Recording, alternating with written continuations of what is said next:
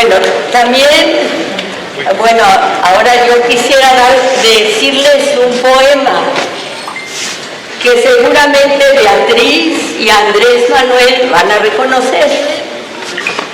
Algún día el maíz será de todos. Algún día las cosas de la tierra estarán en las manos juveniles de otros hombres y más hombres. Y las rosas guadalupanas multiplicarán los panes y los peces en los lagos, y la inocente y poderosa milpa, y en el taller de la piedad profunda, las palabras del lirio abrirán rosas nuevas, más rosas, todas las que necesitamos. Y tú, Señora de los cielos, Madre nuestra, lirio nuestro, rosa nuestra, estarás en la rosa de nuestros propios pechos, anunciada y divina, amanecida, eterna. Bueno, este poema me lleva a mi primera pregunta. Además de izquierdista y pelliceriano, porque el poema es de Carlos Pellicer, el tabasqueño, ¿te consideras tú, al igual que Pellicer, un socialista guadalupano? Bueno, a mí me da mucho gusto estar aquí de nuevo con ustedes, ahora para expresar nuestra solidaridad con el periódico Mañana, estar aquí en Nuevo Laredo y en este encuentro con Elenita, con Beatriz. No se ensayó previamente esta modalidad, no es algo formal, es un diálogo circular y se inicia con una entrevista que vamos a compartir entre todos. Ya han escuchado, Elenita me hace la primera pregunta, le contestaría que sí, que soy eso, soy cristiano, en la extensión amplia de lo que significa el cristianismo. Soy un seguidor de la vida y de la obra de Jesús Cristo.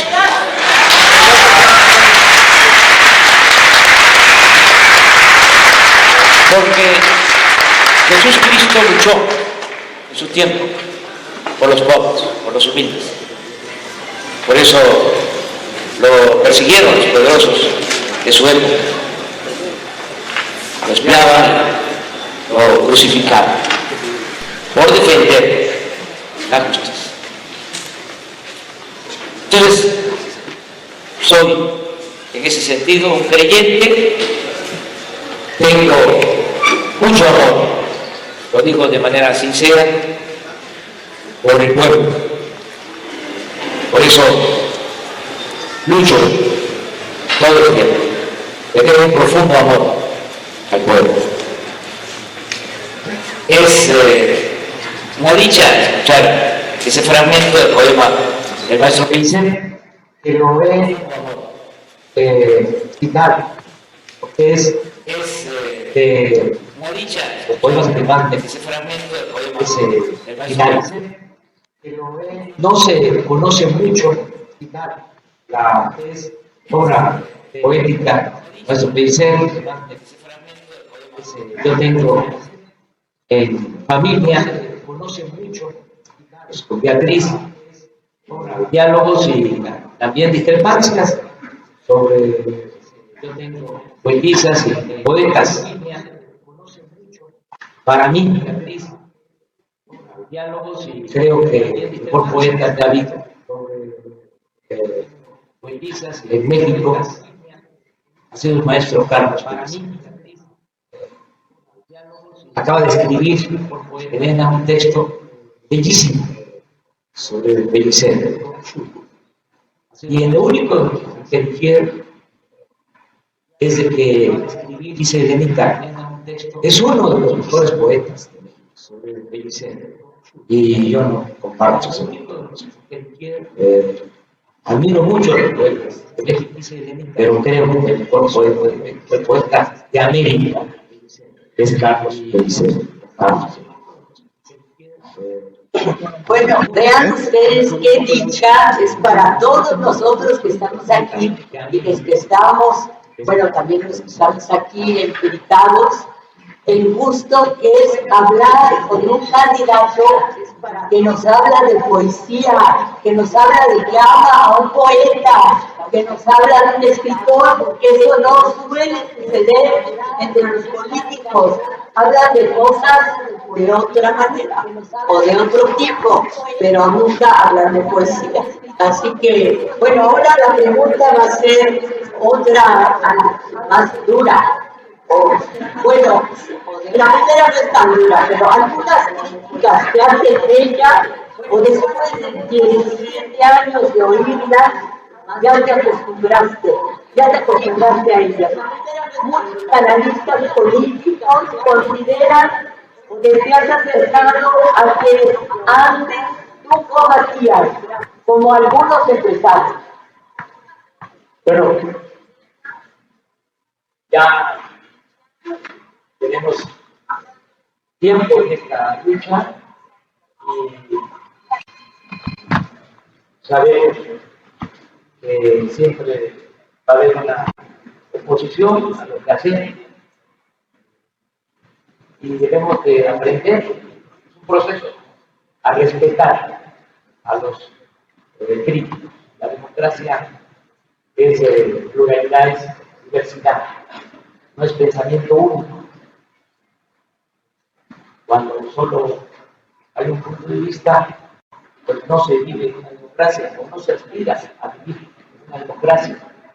El pensamiento único tiene que ver con las dictaduras, con el autoritarismo. La democracia es diversidad, es pluralidad, es entendernos todos. Yo creo que, a pesar de los cuestionamientos de las críticas, hemos sabido respetar a nuestros adversarios. Y así vamos a continuar. Creo que lo que más daña al ser humano es el odio. Eso hay que evitar. No odiar a nadie. Aunque se trate de nuestros más acérrimos enemigos, diría no verlos a los que no están con nosotros como enemigos, sino como adversarios. Y también no pensar que son enemigos a destruir, sino a convencer y a vencer en buena línea.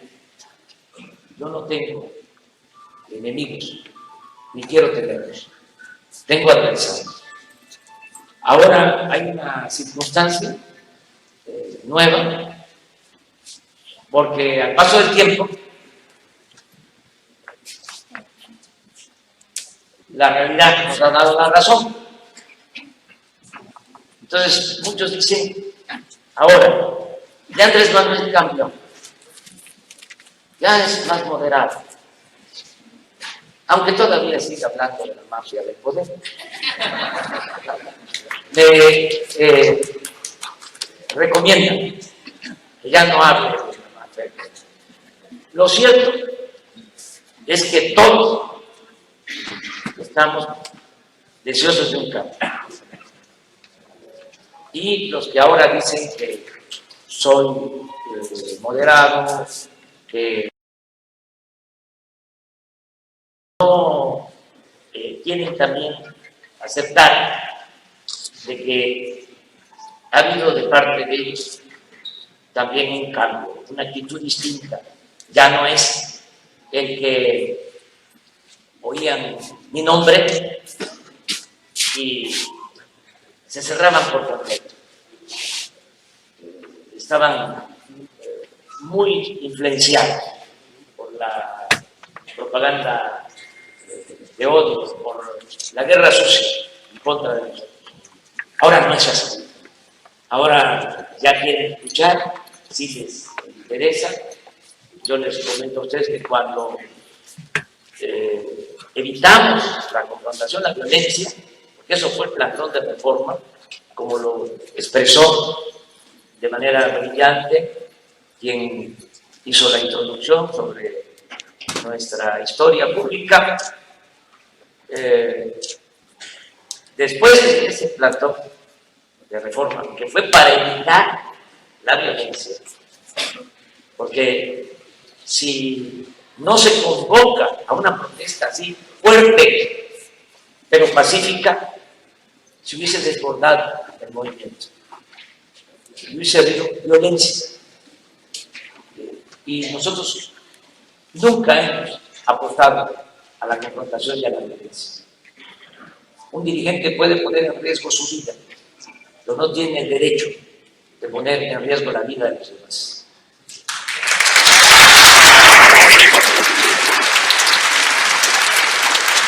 Pero fue tanta la campaña contra, como si hubiese sido algo tremendo. Iba yo a Yucatán y allá me lo reclamaban, o en Baja California, que el plantón de reforma no les había afectado en nada, pero fue tanta la campaña en contra por esa acción que nos afectaron mucho. En ese tiempo, Elenita,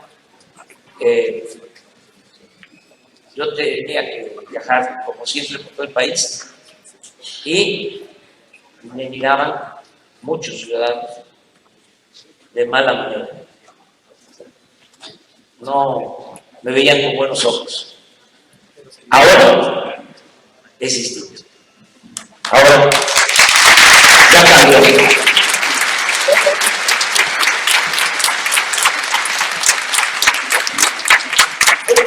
Me gustaría preguntarte a ti, Beatriz, sí, pues tienes un micrófono.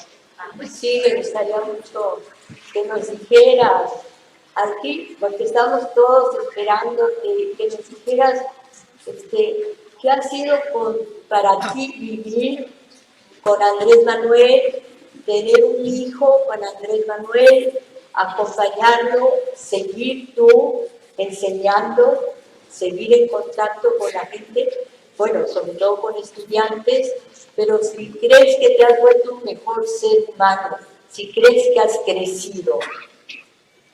Yo creo que un hijo sí, forzosamente nos hace mejores seres humanos, desde luego. 1 o 2 o 3. Y yo alguna vez contesté a alguien que me preguntó sobre el plantón, que qué horror, qué barbaridad, ¿por qué habían hecho eso? Colapsaron la ciudad, qué barbaridad. Yo recuerdo haberle contestado al señor, pues ¿sabe qué? Para mí el plantón fue una época muy hermosa, porque fue cuando pudimos trabajar a Jesús. Porque Jesús así se llama nuestro hijo. Si hace sus cuentas, pues les va a dar, ¿verdad? Desde luego los meses del plantón.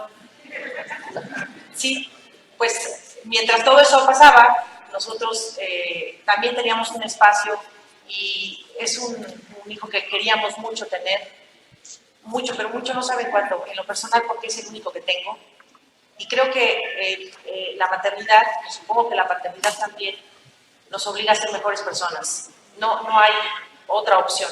Solo que se trata de una mujer muy mala, que podría no ser mejor persona.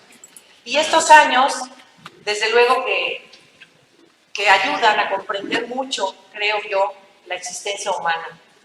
Y si acaso a lo mejor porque entiendo yo mucho a tomarlo con filosofía, todo lo malo, lo bueno, lo regular, lo medio bueno, lo excelente, es un proceso, percibo una especie de madurez colectiva, me da mucho gusto, pero a la vez también dentro de nosotros, de nuestra propia vida personal, nuestra vida de pareja, nuestra vida como padres, pues siempre hay también muchas buenas lecciones. Y ha sido muy interesante estar en primera fila, a veces no tan en primera, como en la segunda o tercera, viendo cosas sobre el ser humano.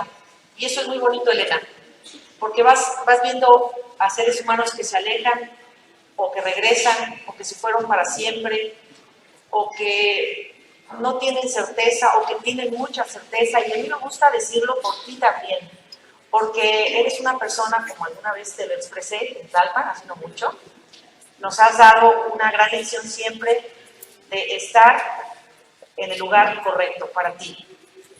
A pesar de muchos cantos de sirenas, de pajaritos que hablan por acá, otros que zumban por allá, el diablito por acá, has tenido esa capacidad que no es fácil tener, de estar en el lugar correcto y no moverte y no titubear. Y personas como Elena no se encuentran fácilmente. Créanme que en esto que yo he visto estos años, que al final es condición humana, he visto muchas cosas. Y Elena es una persona que se mantiene con pies muy firmes. Eso es hermoso. A la vez coincido con esa metáfora que he dicho de ti, del pájaro, porque Elena también es libre, vuela, es feliz, siempre está riéndose, Elena. Creo que rara vez te he visto triste. Y me da mucho gusto que todo esto que también nos ha tocado vivir en estos años, desde que nos conocemos, no hayan cambiado tu sentido del humor, tu alegría. Ay, Dios mío. Me da mucho gusto. Y yo quisiera preguntarte a ti, ¿cómo han sido estos años para nosotros? Porque también es una etapa en la que tú entraste distinta, llegó Jesús, y ya que estamos en esto de entrevistar, pues que nos digas.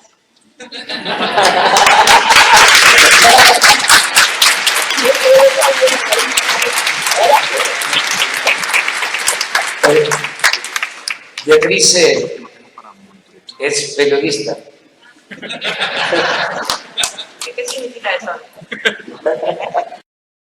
Entonces, los periodistas, las periodistas, Beatriz, Elena, muchas periodistas, son mironas profesionales o mirones profesionales.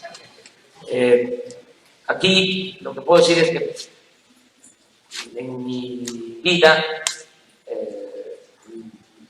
me han ayudado mucho las mujeres y he tenido mujeres que me han marcado. Mi madre, Manuela Obrador, que es una mujer extraordinaria. Les cuento que ella, cuando es candidata, doña Rosario Ibarra, a la presidencia, al mismo tiempo que el ingeniero Cárdenas. Y mi madre, a pesar de tratarse del ingeniero Cárdenas, votó por doña Rosario Ibarra. Esa era mi madre. Y pues formo parte de una familia, diría, amorosa. Cuando me caso la primera vez, lo hago con una mujer extraordinaria, una gran mujer, Rocío Beltrán. Imagínense, con ella me tocó iniciar como opositor en Tabasco, en circunstancias muy difíciles, porque no había en Tabasco tradición opositora. Enfrentarse al régimen pues era todo un desafío. Nos casamos, tuvimos nuestros hijos, 3 hijos mayores, y en los momentos difíciles de la oposición éramos perseguidos o segregados en Tabasco.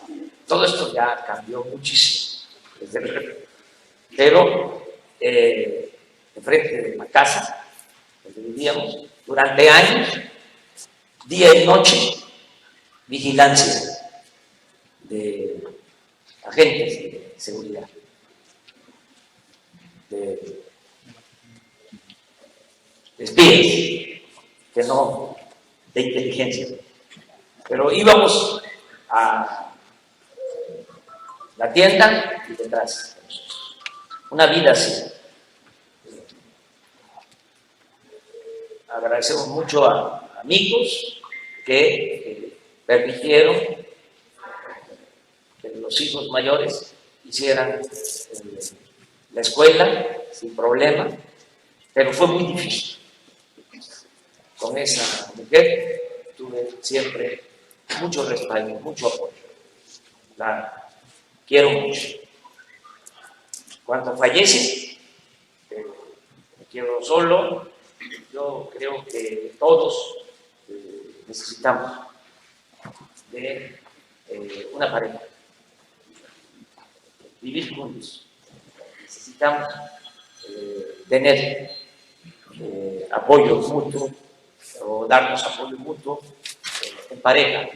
Y decido casarme con Beatriz, y en momentos también difíciles, fue después del fraude de 2006, nace Jesús Ernesto. Tiene ahora 9 años.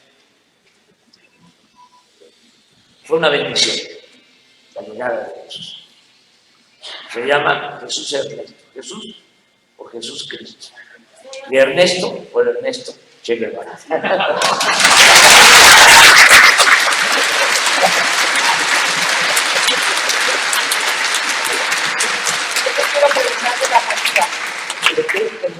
De la poesía. Tú no escribes poesía, yo no sé. Pero si hicieras un poema, dime 5 palabras que pondrías en un poema. Pues amor, Claro. felicidad, ternura, cariño, Sol, naturaleza, agua, sol. Ya van 7. Hasta ahí.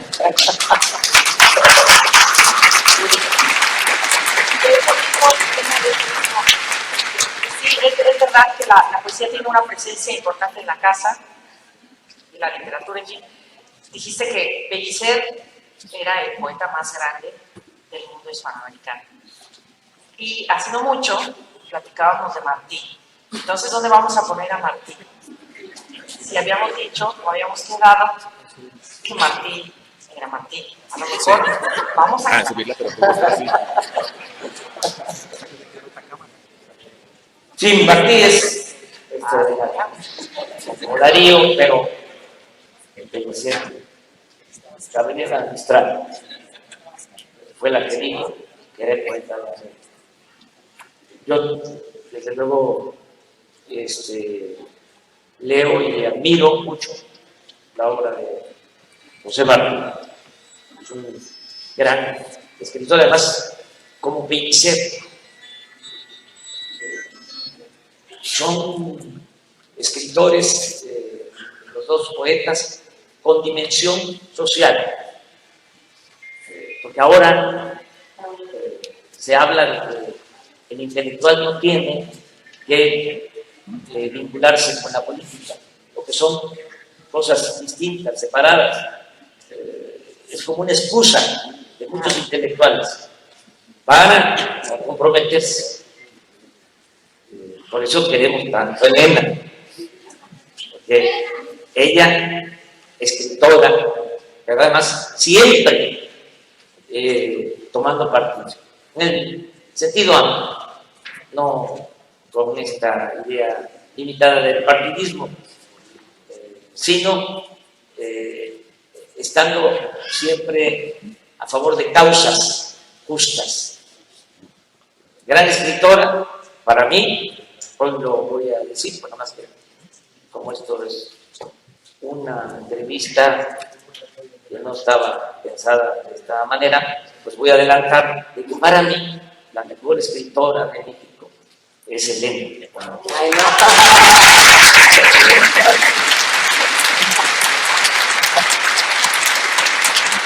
Pero Martín enseña como nadie que para ser un buen ciudadano, un caballero de la justicia y de la fraternidad, se necesitaban las 3 P. 3 P. Periodista. Político, periodista y poeta. Político, Político, periodista. y poeta. Las 3 cosas. Y él cumplía con esas 3 condiciones básicas, como nadie, Martín. Pero también, sin ser propiamente periodista, era un gran poeta y también un extraordinario poeta. Pellicer estuvo en la Guerra Civil Española como voluntario, fue brigadista. Pellicer fue presidente del comité de Nicaragua en contra de la dictadura de Somoza. Antes de que se iniciara el movimiento sandinista, mucho antes, Pellicer fue a la cárcel cuando se invadió Cuba, cuando Bahía de Cochín, llega López Mateos a la Ciudad de México y hay protestas. Y Pellicer reparte volantes en contra de la visita de Kennedy. En ese entonces se coreaba una consigna, se decía Jacqueline sí, Kennedy no. La señora Jacqueline era muy bella. Pellicer va a la cárcel. Pellicer tenía un compromiso siempre con la causa justa. Yo lo conocí desde joven y me impactó mucho porque poeta, tenemos en Tabasco 2 grandes museos que él fue el creador, sobre todo el Museo de la Venta, el Museo de la Cultura Olmeca, que es la cultura madre. Si a Tabasco se le conoce en el mundo por algo, es por ese museo, por el Museo de la Venta. Ya cuando voy a estudiar a México, lo visitaba, casa de las Lomas, en Sierra Nevada, y él siempre atento, siempre apoyándonos. Yo viví en la época de estudiante en una situación difícil en lo económico. Yo estudié en la universidad porque tuve el apoyo de una beca, viví en la casa del estudiante tabasqueño y ahí tenía yo techo, tenía yo casa, hospedaje y alimentación. Por eso pude estudiar. También por eso estoy muy comprometido y consciente de que cuando triunfe nuestro movimiento no se va a quedar ningún joven sin la posibilidad de estudiar.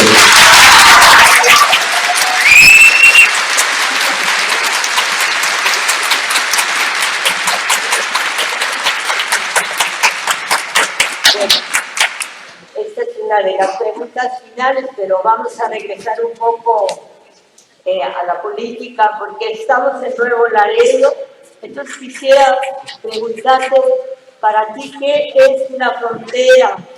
Ahora que los migrantes del mundo entero buscan protección, ¿qué podemos hacer entre todos aquí para mejorar su suerte? Pues estamos defendiendo el derecho que tienen los mexicanos y todos los migrantes a trabajar honradamente, a buscarse la vida. Hemos emprendido una gira que en su primera etapa concluye hoy por la tarde en Laredo.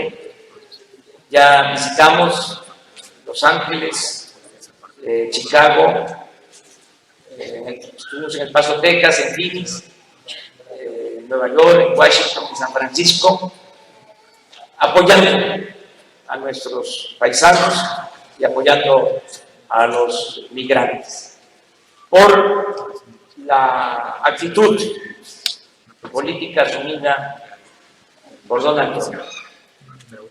Considero que es una estrategia política que le funcionó electoralmente el asusar a un sector del pueblo estadounidense contra migrantes y contra mexicanos. No creo que le funcione esa estrategia para mantenerse con popularidad en el gobierno y mucho menos para reelegirse.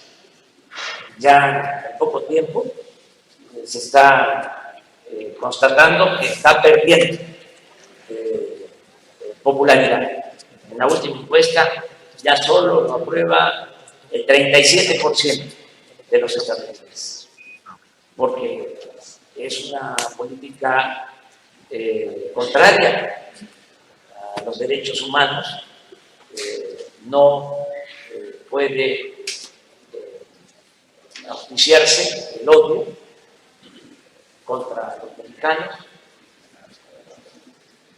Cuando estuve por primera vez en esta gira, o el primer acto que llevamos a cabo en Los Ángeles, comentaba que a principios de este año apenas había entrado Trump a la presidencia, y en Texas, aquí enfrente, una ciudad de Texas, van a comer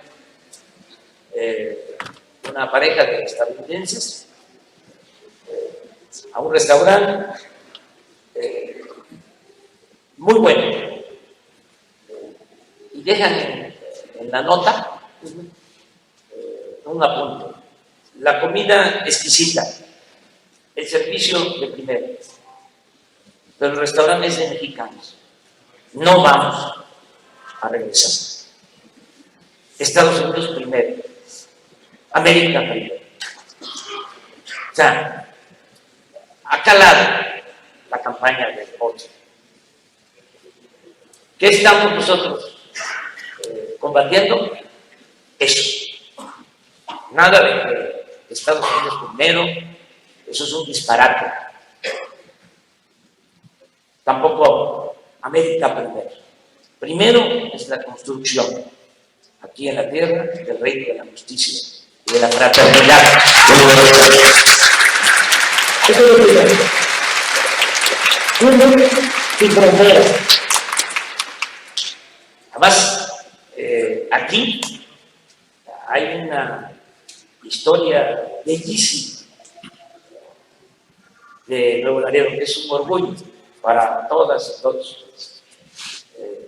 Aquí cuando el gran zarpazo, cuando nos quitan más de la mitad del territorio, existía Laredo, que es de las ciudades más antiguas de Texas, las 3 ciudades más importantes en ese entonces, de la época colonial, pues era El Paso, Laredo y San Antonio. Todas las demás ciudades de Texas se crearon después de los tratados de 1848.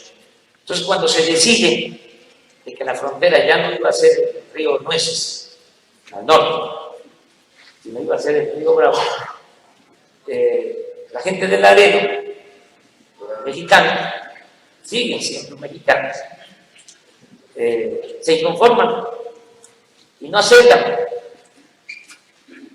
pasar a formar parte de Estados Unidos y protestan, y como parte de la resistencia llevan a cabo un plebiscito y la gente de Laredo decide, la mayoría, que querían seguir siendo mexicanos. El gobierno estadounidense no lo permite, y familias de Laredo se pasan de este lado y fundan Nuevo Laredo y se traen, dice la leyenda, hasta sus muertos.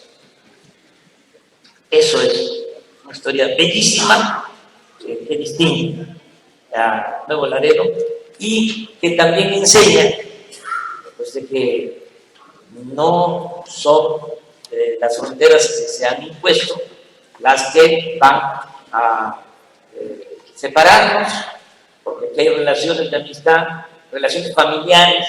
Los apellidos de Laredo son los mismos apellidos de Tamaulipas, de Nuevo León, de Coahuila. O sea, abundan los Garza de aquel lado y de este lado, por poner un ejemplo. Y ahora más que nunca se puede decir lo que se cuenta en el corrido de los Tigres del Norte. Yo no crucé la frontera me cruzó.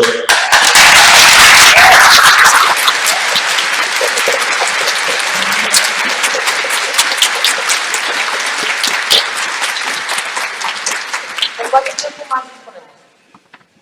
Para también aburrirlos, porque a lo mejor está ya bostezando y nosotros aquí. Ya, porque me están bombardeando mucho. 2 minutos. 2 preguntas. Es una muy sencilla. Dos cosas que siempre hemos platicado de la frontera. Bueno, siempre tampoco, es un decir.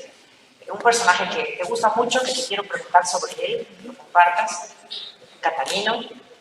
Estaba por aquí. Alguna vez quisimos venir, no pudimos, y cruzar indistintamente de Estados Unidos a México a lo largo de esa ruta que debió seguir Catarino Erasmo Garza, que les voy a platicar. Y la segunda, ya las 2. La segunda es, si tú hicieras un muro con Estados Unidos, ¿de qué material sería? Bueno, yo creo que la última pregunta, ¿no? Debe de haber una mezcla de material que tenga como materia prima justicia,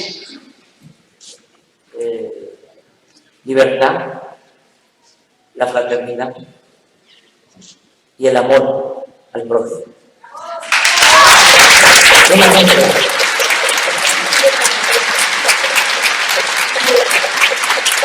Y yo admiro mucho. Hay un personaje que escribió un libro, un tamaulipeco extraordinario, Catarino Garza Rodríguez. Es un personaje de Matamoros que vivió en toda esta frontera. Convocó a tomar las armas en contra de Porfirio Díaz 18 años antes de que lo hiciera el apóstol de la democracia, Francisco I. Madero. Y es un personaje desconocido. Es una historia bellísima de cómo él, siendo periodista, se va involucrando en los problemas sociales de toda esta frontera y llega a la conclusión de que Porfirio Díaz había traicionado al pueblo, a pesar de que había llegado con la bandera de la no reelección. No hay que olvidar eso. Porfirio Díaz toma el poder con la bandera de la no reelección en contra del presidente Sebastián Lerdo de Tejada. Antes había enfrentado al presidente Juárez. La verdad que lo que buscaba era el poder por el poder. Llega con esa demanda, con ese lema de la no reelección, y se queda 34 años en la presidencia. Eso lo percibe Catarino desde el principio y convoca al pueblo a enfrentarlo. Hay una proclama que es muy parecida a lo que se conoce como el Plan de San Luis, el documento que lanza Madero en 1910 para que el pueblo de México se rebelde contra Porfirio Díaz. Catarino lanza también un documento, solo que 18 años antes, 1892, en esta frontera. Y empieza la persecución de Catarino. El ejército mexicano, imagínense, en ese entonces, toda esta zona, ¿no? La comandaba militarmente Bernardo Reyes, que estaba de gobernador, jefe militar del norte, de Nuevo León, Monterrey. Entonces vigilaron la frontera buscando a Catarino. Hay hasta un corrido sobre Catarino Gas. De repente desaparece porque lo perseguían los Rangers de Texas. En ese entonces habían como 30,000 soldados. Esa era la tropa de Estados Unidos. Y para perseguir a Catarino movilizaron cerca de 8,000 soldados a esta frontera. Y no pudieron con él. De repente se sabe de que Catarino ya está en Costa Rica. Y allá fuimos a dar. ¿Mande? Allá fuimos a dar. Sí. Allá en Costa Rica conoce a Martí y a Maceo. Y conoce a un personaje que utiliza Gabriel García Márquez como un prototipo para su novela 100 años de soledad. El coronel Buendía,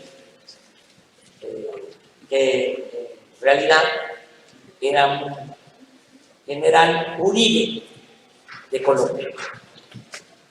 Es el personaje de la novela de Gabriel García Márquez. Entonces, se une ahí Catarino a todos ellos, porque todos buscaban liberar en ese tiempo a sus pueblos. Catarino decía, yo voy a ayudar a la liberación de Cuba, porque todavía Cuba pertenecía o estaba bajo el dominio español, por eso el movimiento independentista, encabezado por Martí.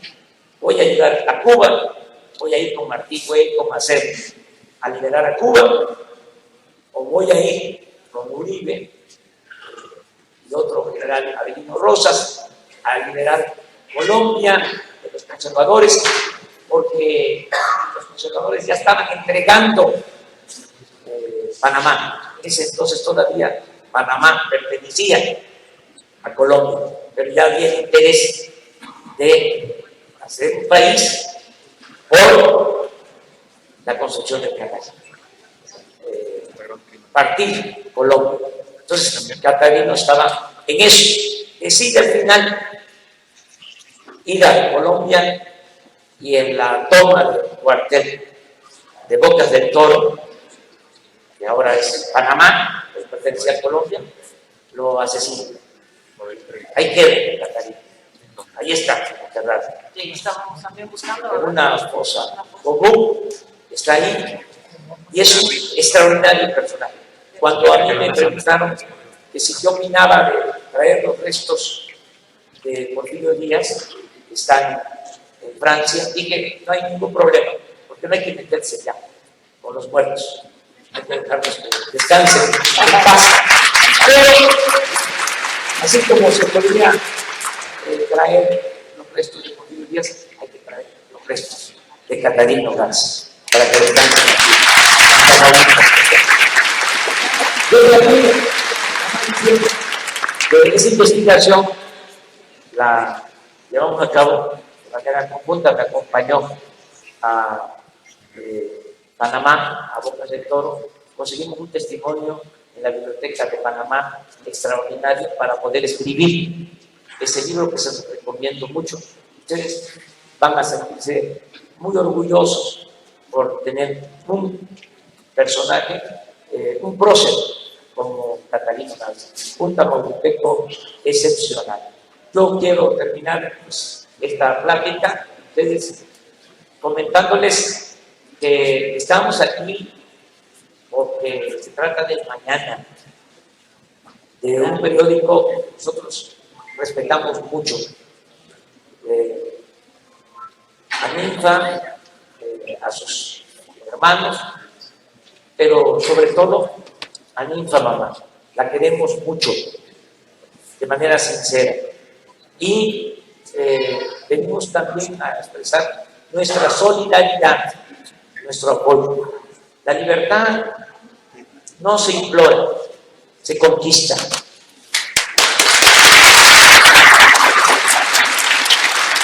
Y ellos han demostrado. Ahora hay una situación muy enrarecida en el país de represión, de persecución, de crímenes a periodistas. Esto que acaba de suceder, el asesinato de Miroslava en Chihuahua, es muy lamentable, reprobable, y tenemos todos nuestra propuesta es que se termine este ambiente de terror. Pronto, muy pronto, tienen que darse los cambios en el país. Se va a convertir en una realidad. La justicia, la democracia, se va a garantizar la más amplia libertad de expresión, la libertad de prensa. No se va a reprimir a nadie en este país. Vamos a garantizar plenamente la libertad de expresión. Y no perdamos la fe, no perdamos las esperanzas. Hay condiciones ahora inmejorables, a pesar de los pesares. Ya la gente despertó. La gente quiere que haya un cambio verdadero. Eso sí lo subrayo. Verdadero. Que ya basta de la simulación. Ya basta del cartomatismo. Eso que consiste en que las cosas en apariencia cambian para seguir igual. Tiene que haber un cambio de régimen, una transformación, para lograr el renacimiento de México. Yo estoy seguro que vamos a contar con el apoyo de todas, de todos ustedes. No nos debemos de dividir también por cuestiones partidistas. Eso no sirve de nada. Nos entretienen con eso.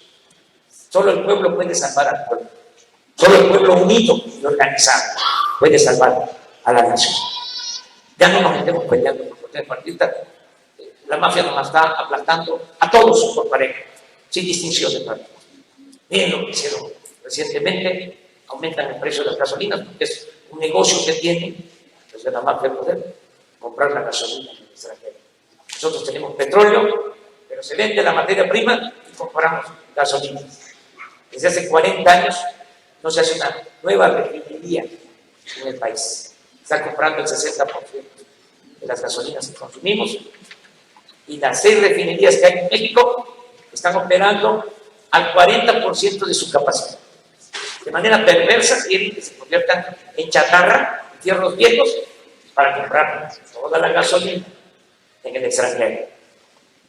Por eso aumentaron ahora el precio de las gasolinas. No es cierto de que aumentaron el precio para poner en correspondencia el precio de la gasolina en México con lo que cuesta en Estados Unidos. En Estados Unidos es más barata la gasolina que en nuestro país. ¿Por qué aumentan el precio? Porque ahora ni siquiera Pemex va a comprar la gasolina y la va a distribuir en México. Ya con la reforma energética, Peña entregó permisos de importación, concesiones, para que empresas extranjeras compren la gasolina y la distribuyan. Por eso aumentaron el precio, para que las utilidades, las ganancias sean mayores, a costa de afectar a todo el pueblo. Y no le hacen descuento la gasolinería al que es del PRI, o es del PAN, o es de Morena, afectan pareja.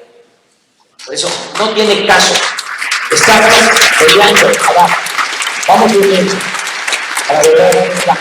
Y tengan ustedes muy presente. Nunca jamás vamos a traicionar al pueblo. Tenemos 3 principios que nos guían: no mentir, no robar y no traicionar al pueblo.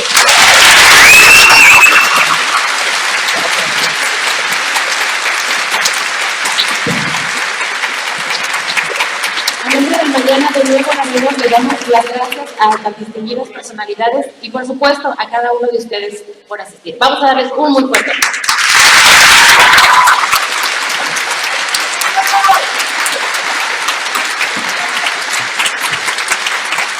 Ustedes también, mis hermanos, y todo el equipo de Periódico El Mañana, y la doctora Cantú, por favor, para una foto. Gracias. Es esa. Pero con ese lente no. O porque si no, pues que está muy alejado. O sea, El equipo de Periódico El Mañana, Ramón, Heriberto, por favor. ¿qué otro? ¿Este aquí, güey? Llévate la mochila mejor. Vamos ahí, llévate la mochila, ese no. Ahí está el otro lente. Llévate la mochila mejor, para que no esté ahí con la cosa. Ay, pero voy a subir a eso. Por eso, sube con la mochila y ahí está todo. El micrófono lo pasa, que el audio lo puedes agarrar al celular, pero lo vas a ver así. Queriendo traer sin mayor problema.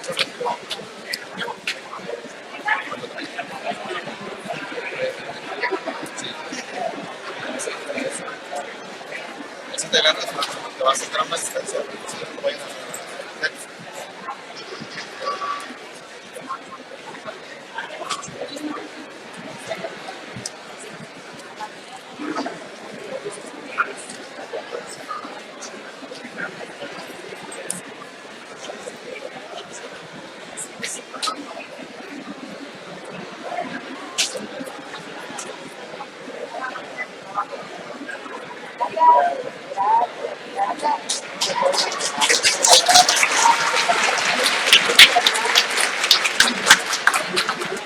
Bien,